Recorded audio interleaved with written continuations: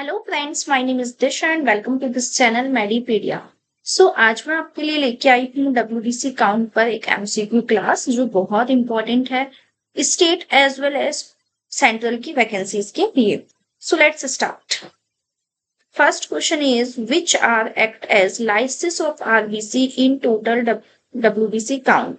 मतलब आपसे यहाँ पर पूछा गया है कि लाइसेंस ऑफ आरबीसी किसने किया। ठीक है, तो लाइसेंस ऑफ आरबीसी किसने किया है? Formalin, distilled water and gentian violet या ग्लेशियल एसिटिक एसिड। तो देखो, सबसे पहले जो डब्ल्यूबीसी के लिए हम फ्लूइड यूज करते हैं that is Turks fluid.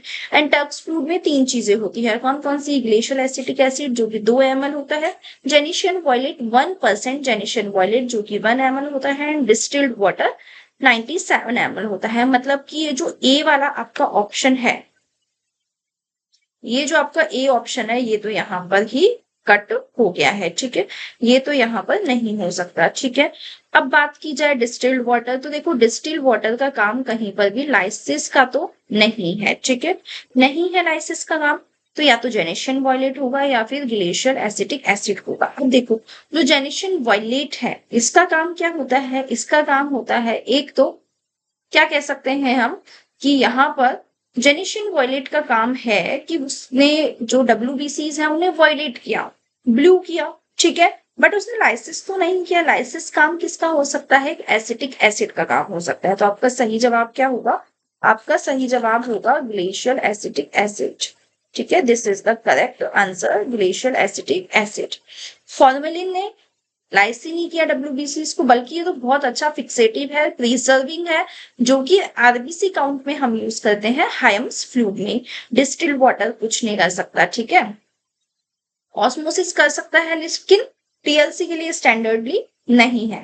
जेनिशियन violet ने, जैसा कि मैंने आपको बताया, ब्लू किया है बट लाइसिस नहीं किया। लाइसिस किसने किया है? किसी एसिड ने। किसने?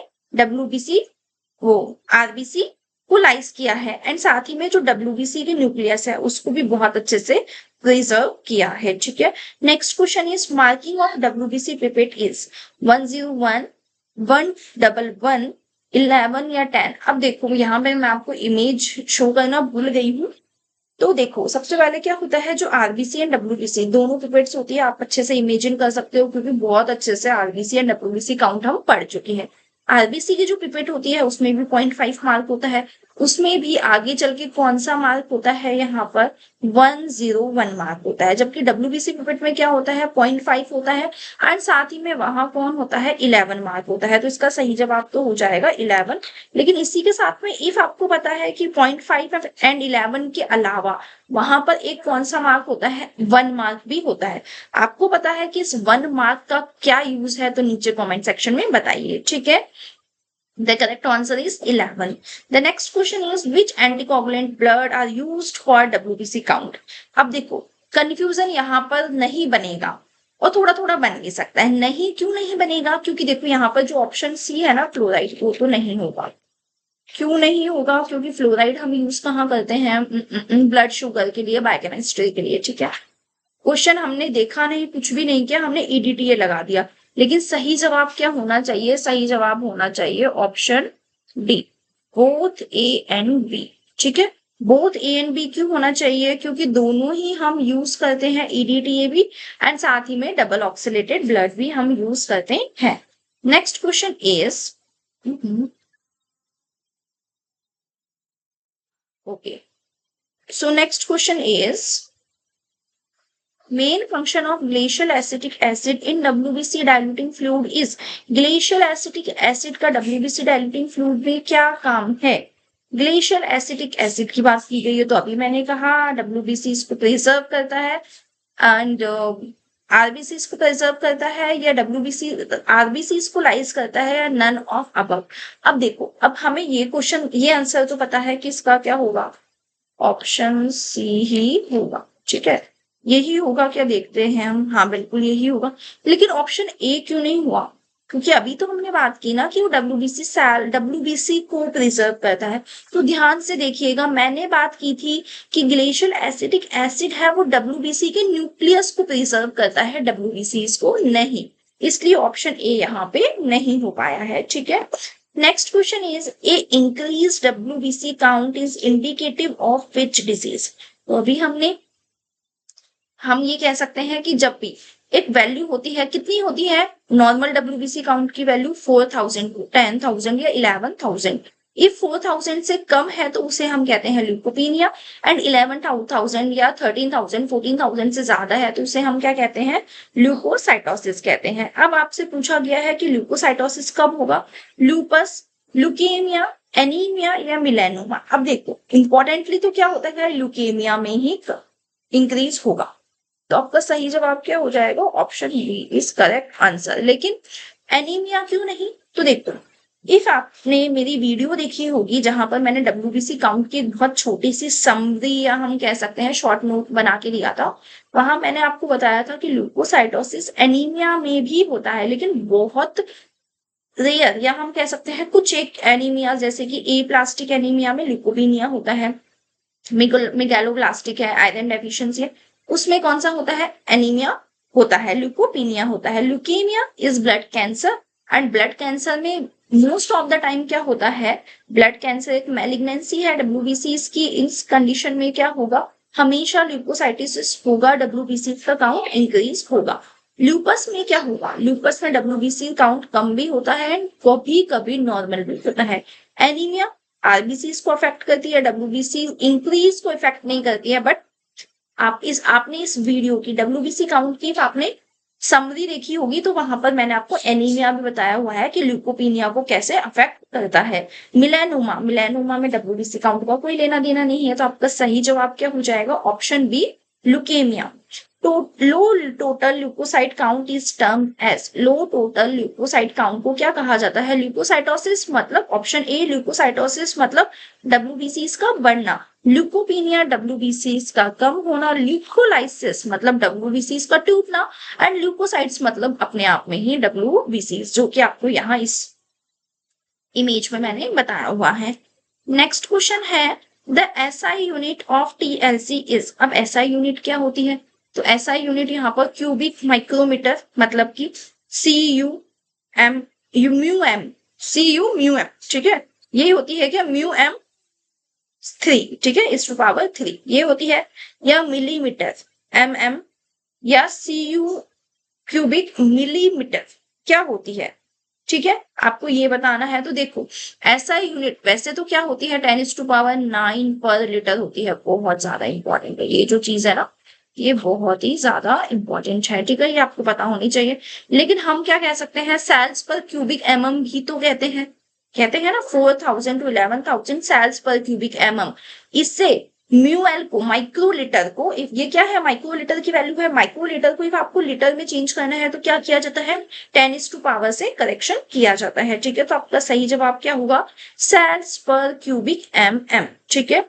TLC is carried out in the investigation of, TLC कब की जाती है, हेमेटोलॉजिकल डिसऑर्डर्स में, मैलिग्नेंसी में, फीवर में, या ऑल ऑफ अबव। अब ये थोड़ा सा टिपिकल क्वेश्चन है, लेकिन इसे हम कैसे समझेंगे कि देखो लास्ट से चलते हैं, ठीक है। जब भी फीवर होता है तो फीवर में क्या होता है, WBC तो इंक्रीज होती ही है ना, कहाँ गया फीवर ये, ठीक है।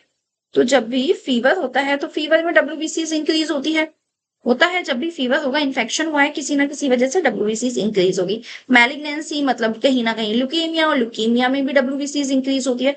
अब ये दोनों क्या है, हिमेटोलॉजिकल डिसऑर्डर ही तो है, ब्लड की डिसऑर्डर ही तो है, ब्लड में जब भी इन्फेक्शन होगा WBC इंक्रीज होगी, ठीक है। तो यहाँ पर आपका सही जवाब क्या होगा, ऑल ऑफ द अबव आपका सही जवाब होगा। तो क्या सही है ये, तो हाँ जी बिल्कुल ये सही है। इन्फेक्शंस में, बोन मैरो इश्यूज में हमेशा क्या होगा, WBC चेंज होती है।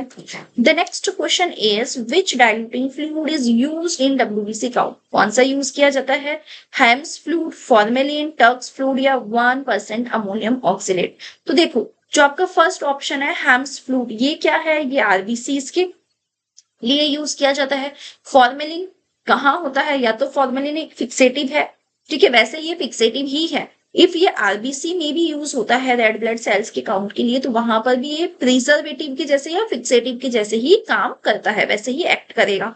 ऑप्शन ए ऑप्शन बी नहीं हो सकते हैं। ऑप्शन डी 1% अमोनियम ऑक्सीलेट, ये हम कहाँ यूज करते हैं, ये हम यूज करते हैं प्लेटलेट्स के काउंट में। तो आपका सही जवाब क्या हो जाएगा, आपका सही जवाब यहाँ पर होगा टर्क्स फ्लूइड। ठीक है, कोई कंफ्यूजन नहीं है।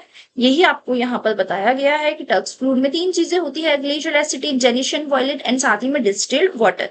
हेम्स फ्लूइड में 2 चीजें, सॉरी हेम्स फ्लूइड में फॉर्मेलिन होता है, 1% अमोनियम ऑक्सीलेट प्लेटलेट्स के लिए यूज होता है। ठीक है, तो यही मैंने आपको यहाँ पर बताया।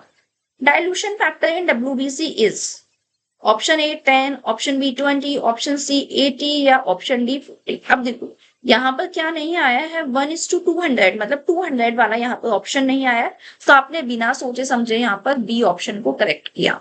लेकिन क्या आपको ये पता है कि ये बी ऑप्शन कैसे कैसे ठीक हो सकता है? क्या आप हमेशा यहाँ पर डब्ल्यूबीसी पिपेट ही यूज करते हैं? क्योंकि इफ आपने डब्ल्यूबीसी पिपेट यूज की है तो 0.5 तक आप क्या लेंगे, ब्लड, एंड 11 मार्क तक आपने क्या लिया, डाइल्यूटिंग फ्लूइड। बैलेंस हो गया, 1:20 बन गया। लेकिन क्या कभी आपने ये सोचा है कि हम 0.38 हम क्या ले सकते हैं, 0.38 हम डाइल्यूशन अपना डाइल्यूटिंग फ्लूइड ले सकते हैं, एंड इसी के साथ में 20 माइक्रोलीटर हम क्या ले सकते हैं, अपना ब्लड ले सकते हैं, तो वो भी तो 1:20 बनेगा। ठीक है, या हम क्या कर सकते हैं, 1.9 ml आप डाइल्यूटिंग फ्लूइड ले सकते हैं एंड 0.1 ml आप क्या ले सकते हैं, ब्लड ले सकते हैं, तो उससे भी 1:20 डाइल्यूशन बनेगा। तो आपको एटलीस्ट ये पता होना चाहिए कि आपने डाइल्यूशन बनाया कैसे, क्योंकि हमेशा डब्ल्यूबीसी काउंट के लिए डब्ल्यूबीसी पिपेट ही यूज नहीं की जाती है, लेकिन डाइल्यूशन हमेशा 1:20 होगा। इफ आपको पता है कि कैलकुलेशन फॉर्मूला क्या होता है तो नीचे कमेंट सेक्शन में बताइएगा। Next one is which square box are used for counting the डब्ल्यूबीसीज इन न्यूबार चैम्बर। कौन से बॉक्सेस यूज करते हैं हम डब्ल्यूबीसी काउंटिंग चैम्बर में? Central large square, 4 large corner square, 9 large corner square, all of these. तो देखो मैं यहाँ पे आपको बता देती हूँ, कुछ ऐसा स्क्वायर शेप का आपका न्यूबार चैम्बर होता है। ठीक है, यहाँ पर आपके कुछ ऐसा होता है, ये वाले जो है 1 2 3 एंड 4 यही हम यूज करते हैं। 4 जो लार्ज कॉर्नर स्क्वायर्स है वो यहाँ पर यूज किए जाते हैं। तो आपका सही जवाब हो जाएगा option B, large corner squares. ठीक है, जो सेंट्रल वाले जो स्क्वायर मैंने आपको बताया, ये वाला जो बीच वाला स्क्वायर है ना, वो यूज किया जाता है प्लेटलेट्स के लिए। सभी 25 स्क्वायर्स यहाँ पे होते हैं, वो सभी प्लेटलेट्स के लिए यूज किए जाते हैं। लेकिन यहाँ पर भी ये जो कोने वाले स्क्वायर्स है एंड साथ में एक जो बीच वाला स्क्वायर, मतलब ये जो 5 स्क्वायर्स मैंने आपको बताया बीच में, वो यूज किए जाते हैं आरबीसीज के काउंट के लिए। Next question is role of WBC diluting fluid. ये डाइल्यूटिंग फ्लूइड यूज क्यों किया जाता है? तो पहली चीज तो डाइल्यूट करने के लिए, क्योंकि डाइल्यूटिंग फ्लूइड है। Option is to haemolyse RBC, बिल्कुल किसने किया है, ग्लेशियल एसिटिक एसिड ने किया है। Option B is stain WBC nuclei deep violet, तो ये किसने किया है, जेनिशियन वॉयलेट ने किया है। तो आपका सही जवाब बिना सोचे समझे आप क्या लगा सकते हैं, option C is the correct answer.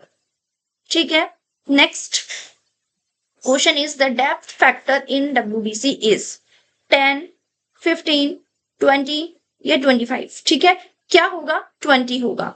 क्या है ये 20? पहली चीज तो ये, एंड डेप्थ फैक्टर हमने कहा किसे, तो देखो जब भी क्या किया जाता है, न्यूबार चैम्बर है उसमें जब भी कवर स्लिप लगाई जाती है, तो cover slip and Neubauer chamber उन दोनों के बीच में कितनी डेप्थ है, उसी को हमने डेप्थ फैक्टर कहा, जो कितना होता है 0.1 mm होता है। एंड स्टैंडर्ड कैलकुलेशन की अकॉर्डिंग हम इसे कितना कहते हैं, 10 कहते हैं। ठीक है, कि 10 होगा।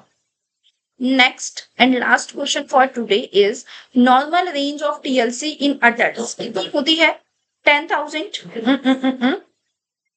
1,000 to 2,500 cells per microliter, या 2,500 to 3,000, या 3,000 to 3,500, 3,500, या 4,000 to 11,000। बिना सोचे समझे हम लगा देते हैं क्या, 4,000 to 11,000।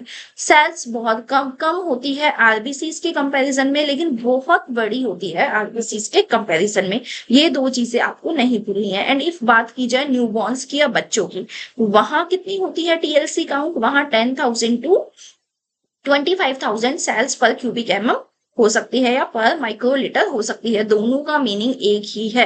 सेल्स पर क्यूबिक mm या सेल्स पर माइक्रोलीटर। क्यों? क्योंकि WBC काउंट ही क्या है, 1 माइक्रोलीटर ब्लड में कितनी WBCs है, तो वही हम देखते हैं। तो वही मैंने आपको बताया, लेकिन बच्चों में एंड न्यूबॉर्न बेबीज में ये बहुत ज्यादा होती है, एज के साथ साथ सेल्स की वैल्यू कम होने लगती है। एंड इसी के साथ साथ मैं आपके लिए लेके आई हूँ एक इमेज जहां पर आप WBC काउंट समझ सकेंगे। जैसे कि नॉर्मल वैल्यूज होती है अडल्ट में 4000 से 11,000, बच्चों में या एट बर्थ न्यूबॉर्न बेबीज में होती है 10,000 25,000। सैंपल कौन सा यूज लेते हैं, डबल ऑक्सीलेट ले सकते हैं, EDTA ले सकते हैं, एंड कैपिलरी ब्लड को तो कभी नहीं भूलना, वो भी हम ले सकते हैं। लेकिन हेपेरिन यूज नहीं करते हैं क्योंकि उसने WBCs को क्लम्प किया है। मेथड की बात की जाए तो मैंने आपको 3 मेथड्स यहाँ पे बताए हैं। WBC पिपेट ही इंपॉर्टेंट नहीं है, बाकी के 2 मेथड्स भी मैंने आपको बताए जो आप इस इमेज में देख सकते हो। कहाँ पर काउंट किए जाते हैं वो भी मैंने आपको यहाँ पर न्यूबार चैम्बर के बहुत अच्छी से इमेज में यहाँ पे शो किया गया है। WBC डाइल्यूटिंग फ्लूइड, ये जितने भी फ्लूइड्स है ना डाइल्यूटिंग फ्लूइड, वो बहुत ज्यादा इंपॉर्टेंट है, तो वो आपको पता होने चाहिए। ल्यूकोसाइटोसिस कब होता है, बैक्टीरियल इन्फेक्शन में जैसे कि वायरल इन्फेक्शन, पैरासाइटिक इन्फेक्शन जैसे कि मलेरिया, फ्लेरिया या हुकवॉर्म इन्फेक्शन, सेवियर हेमरेज एंड कुछ ल्यूकेमिया में भी। लेकिन ल्यूकोपीनिया कब हो सकता है, typhoid, TB, hepatitis, influenza and measles. Leukaemia के कुछ cases, aplastic anaemia, radiation, drugs and iron deficiency and megaloblastic anaemia, जैसे कि मैंने आपको बताया कि एनीमिया में आपको ल्यूकोपीनिया देखने के लिए मिलता है। कैलकुलेशन बहुत इजीली आप देख सकते हो, लेकिन if TLC count, WBC count 50,000 से ज्यादा है तो क्या किया जाता है, डाइल्यूशन 1:20 से बढ़ा के 1:40 किया जाता है। एंड SI यूनिट्स आपकी कितनी है, सेल्स मल्टीप्लाइड बाय 10⁻⁹ पर लीटर, 1 लीटर में। थैंक यू, आई होप आपको वीडियो अच्छी लगी होगी। वीडियो अच्छी लगी हो तो वीडियो को लाइक कीजिए, अपने फ्रेंड्स को ज्यादा से ज्यादा शेयर कीजिए। एंड इस टॉपिक पे WBC काउंट के MCQ के टॉपिक पे ही WBC काउंट की एक समरी वीडियो आई है, शॉर्ट नोट्स में वीडियो आई है, तो वो भी नीचे टैग कर दी जाएगी, वो भी आप देख सकते हैं। Thank you.